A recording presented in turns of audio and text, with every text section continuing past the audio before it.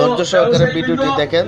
ভিডিওর শেষে দুটি কথা বলবার সবাই শুনে যায়েন। ভাই সন্তান বা আত্মীয় স্বজন কেউ যদি এই ইসলামের নামে ধোঁকা দেওয়া দলের সঙ্গে সম্পৃক্ত হয়েছে, আপনারা তাদেরকে নিয়ে বসে অন্ততপক্ষে এইটুক কথা বলবেন যে তোমরা 5 আগস্টের পরে আজকের দিন পর্যন্ত বাংলাদেশের ইতিহাসে রাজনৈতিক শিষ্টাচার ভঙ্গ করে যে ধৃষ্টতা তোমরা দেখিয়েছ, আওয়ামী লীগের 16 বছর যে নির্যাতন নিপীড়ন তোমাদের উপর হয়েছে তোমাদের স্বভাবতার কারণে হয়েছে, আবার এই 12 তারিখের পরে তোমাদের উপর যেটা হবে সেটাও তোমাদের স্বভাবতার কারণেই হবে। অতএব 12 তারিখের পরে যদি কেউ এসে আমাদের প্রিয় নেতা জননেতা রুকুনুদ্দিন বাবুল মহোদয়কে বলেন যে আমার ছোট ভাইকে শিবির করতো, ভাই একটু পুলিশ পিটাইতেছে, এর একটু বাঁচান, এটা কিন্তু সেদিন বাঁচাইতে পারবে না।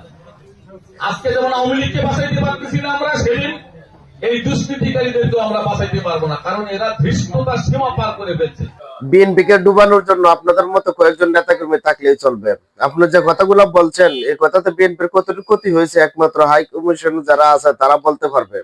তাই বলবো যে আল্লাহ রাব্বুল আলামিন যা কিছু করে বান্দার ভালোর জন্য করেন, কারণ আপনারা এখন যা কিছু করতেছেন যদি এটা পরে বলতেন তাহলে তার কেউ বুঝতে পারতো না। এভাবে প্রকাশ করে দেওয়াটাই উত্তম। ধন্যবাদ ভাই আপনাকে, যে সুন্দর বক্তব্যটা দিচ্ছেন এটা কখনো আশা করে না। কারণ বিএনপি কিন্তু আর জামাত একই দল ছিল, ওইটা আজকে 2 ভাগ হয়েছে, কিন্তু দল তো আপনারা একটাই ছিলেন। আজকে জামাতের প্রতি আপনাদের তো হিংসা কেন? সাথে থাকলে সঙ্গী আর চাইরা দিলে জঙ্গি।